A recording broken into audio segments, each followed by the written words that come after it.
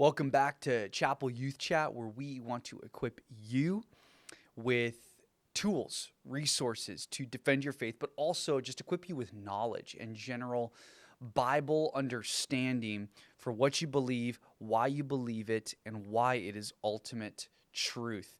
We've kind of been in this series this last month discussing what the gospel is and how it is incredibly unique from any other belief system, any other religion in the world. Last week, we touched on this idea of grace versus works. And today, I'm super excited because we get to touch on the idea that God became human. This is entirely unique to Christianity. It's the only claim of its kind when you examine and you look at world religions. No other world religion has its God, or really any God for that matter, making himself human so that he can live through our experiences, understand our suffering, but then ultimately come as a sacrifice, a human sacrifice for the sin of mankind, but not just to end in death, to then rise from the dead 3 days later, signaling his triumph over death, which is obviously the ultimate crux of humanity, is that we all die, and Christianity answers this in an incredible way. So we're going to be in John chapter 1, verse 14, and it says this is really the culmination of what makes this whole idea incredibly unique. It says, "The Word, which is Jesus, became flesh and made his dwelling among us.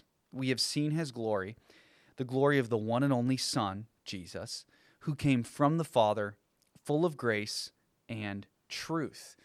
Again, there is no other experience like the experience put forth in Christianity, like this experience that is described where God, in his very nature, being three persons, the Son, came and dwelled among humanity. In every other religion, God is distant, he's unknowable, he's unidentifiable.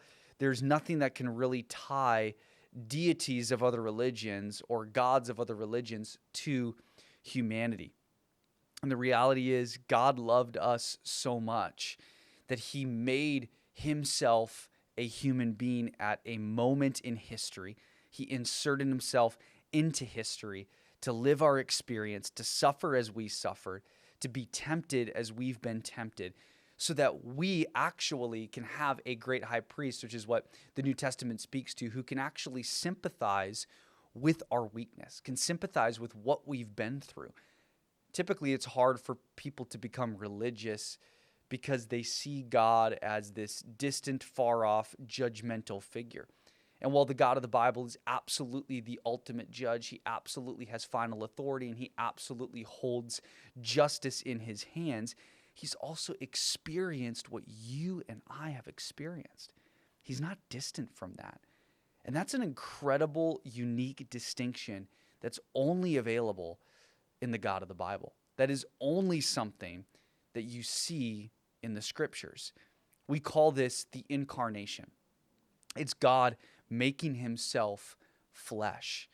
It's God understanding our experiences, understanding temptation in every way. And this is the important distinction to make in Christianity, is although God entered into his own creation, became flesh and bones, and was tempted in every way, he did not succumb to temptation. So us as human beings can look to his example and see the second Adam, which is what the scriptures refer to. The first Adam fell into sin and thus marked sin for all of humanity. But Jesus, as the second Adam, came and showed us what the perfect example could be, what the perfect example is.